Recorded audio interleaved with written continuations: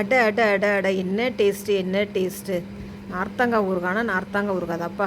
நம்ம உடம்புல உள்ள பித்தத்தெல்லாம் தணிக்கக்கூடியது, உடம்புக்கு ஆரோக்கியமானது இந்த ஒரு ஊறுகாய் தான். அதுக்கப்புறமா தான் மற்ற ஊறுகாய் எல்லாமே. ஊறுகாய்னா இது இந்த நார்த்தங்காய் ஊறுகாய் தான்ப்பா. ஹோட்டலுக்கெல்லாம் போனோம்னா இந்த நார்த்தங்காய் ஊறுகாய் தான் வைக்கிறாங்க. நல்லா அந்த நார்த்தங்காய் ஊறுகாயை தொட்டு நாக்கில் வச்சா தான் அந்த சோறு ஒரு சுருக்குன்னு உள்ளே போகுது. அதுபோல் இந்த நார்த்தங்காய் ஊறுகாய் தான் நம்ம எப்படி செய்கிறாங்கன்றது ரெசிபி பார்க்கலாமா? நார்த்தங்காயை நம்ம நல்லா அடுப்பில் வேக வச்சுக்கலாம். அப்போ தான் அந்த விறுவிறுப்பெல்லாம் போகும். நல்லா வேக வச்சு எடுத்து வச்சுக்கலாம். அடுத்து ஒரு பொடி ரெடி பண்ணலாமா? 2 டேபிள் ஸ்பூன் வெந்தயம், 2 டேபிள் ஸ்பூன் கடுகு நல்லா செவக்க வறுக்கணும். அடுப்பு லோ ஃப்ளேம்லேயே தான் வச்சுக்கணும், இல்லைனா கருகிரும். ஒரு சின்ன துண்டு பெருங்காயம் எல்லாத்தையும் நல்லா மிக்ஸி ஜாரில் நைஸாக பொடி பண்ணி வச்சுக்கலாம்.